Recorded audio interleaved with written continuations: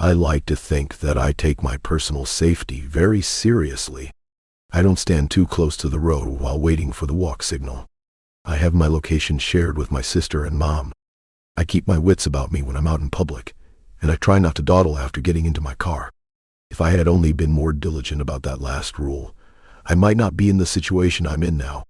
Early this morning, just after midnight, I was sitting in my parked car outside of my favorite grocery store. I was exhausted from picking up a friend's evening shift, and so I stopped to grab dinner on my way home from work.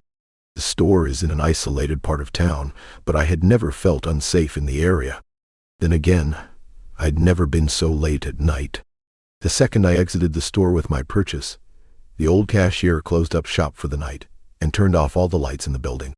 For some reason, I did something I never do. I started eating in my car.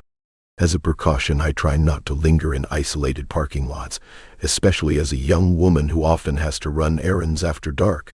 Maybe it was the hunger, or maybe the fact that due to a recent breakup, my house hasn't felt all that welcoming in the past few weeks. In any case, I was in no rush to return home. I pulled up an episode of The Terror on my phone and settled in to eat. I enjoyed a few minutes of blissful peace and quiet before a shout pierced through the night. I looked up from my phone and was surprised to find a woman standing in front of my car, waving her arms at me. My car was parked right in front of the store, facing towards the building, and there was only a thin sidewalk separating my vehicle from the store's exterior.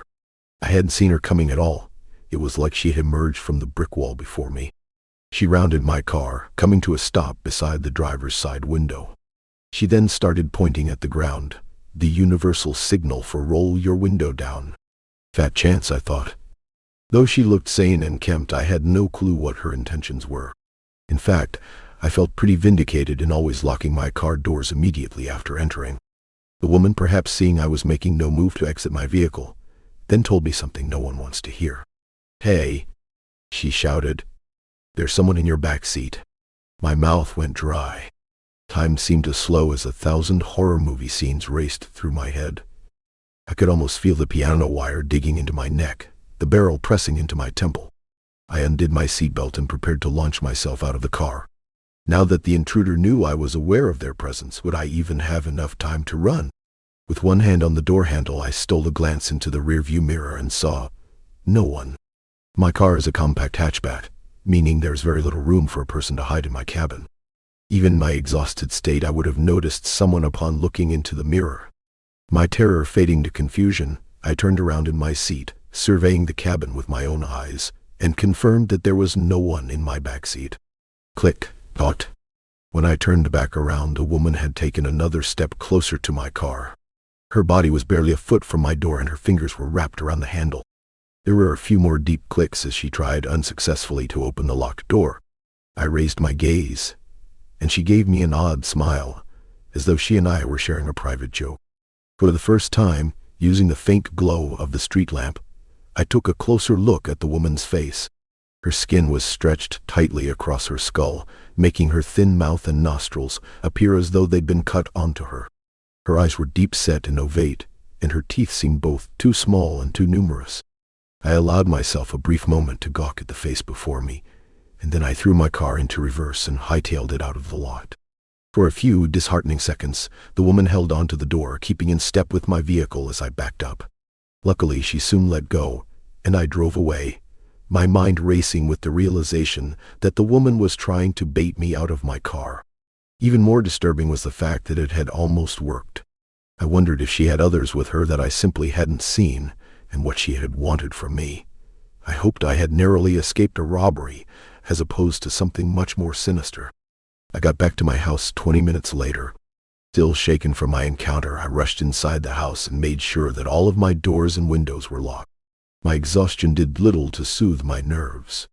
My mind played tricks on me as I got ready for bed, conjuring up flashes of the woman's face in the dark corners of my house. Once I finally fell asleep, my fears followed me from the waking world. I had a long, vivid nightmare, most of which I've either forgotten or is irrelevant to this account. All I know is that when I jolted awake some hours later, it was to the sound of a frantic banging on my front door. I sat up in bed, unsure if I was still dreaming or not. My alarm clock read 4:17.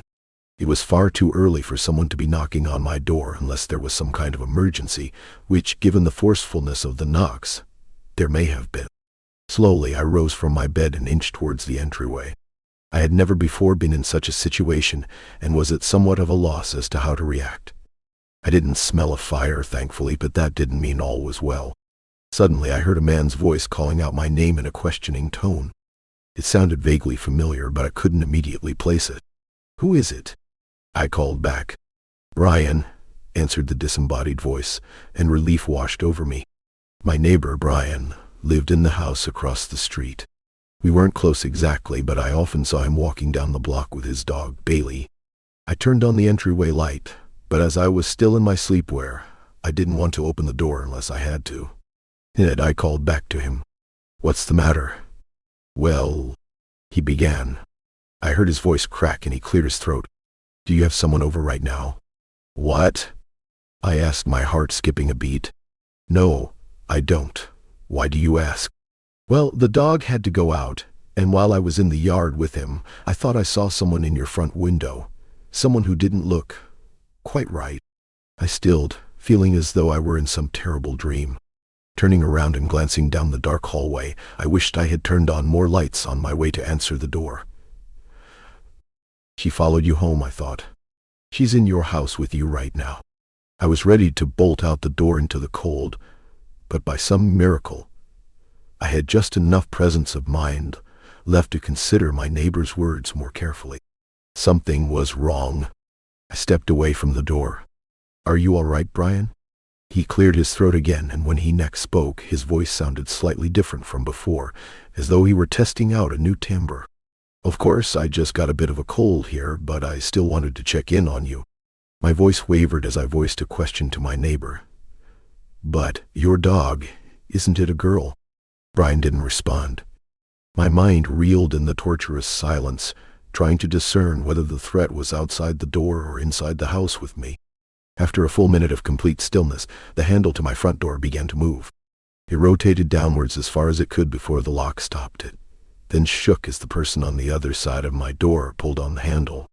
This happened several more times as the person tested my lock, and then there was a powerful bang, as though someone had rammed in my door with all their might. After that, there was silence again. I stood frozen in place for another minute. I had no peephole, but I worked up the nerve to walk into the living room and peer through the blinds into my front yard. In the distance, walking down the street away from my house, was a figure. Although I couldn't see the face, something deep within me knew it was the same person who had tried to open my car door. I watched her walk away into the quiet night until she disappeared from my view. Needless to say, I didn't get much sleep for the rest of the night. I split my time between roaming the perimeter of my house, looking for anything suspicious, and sitting in my kitchen running the events of the night over in my mind. The most likely explanation was that I'd been dreaming. After all, I'd nearly been baited into opening my door to a potential criminal just hours before, so it made sense that I'd have a nightmare about a similar situation. Then again, I had never, in my entire life, had a dream so vivid. Maybe, somehow the woman really did follow me home. She easily could have stuck a tracker on my car, but how in the world did she know Brian's name, and how had she impersonated him so well? The sun is setting now. I haven't left the house all day.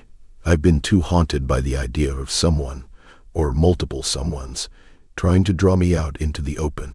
No matter how many times I check the house, I still feel as though I catch glimpses of the woman in my periphery, of her beady eyes and uncanny smile. I suppose I should try to get some sleep now, impossible as that seems at this point. I just needed to jot this down before I went to bed, in case anything happens to me, or you ever think about blindly trusting the warnings of a stranger.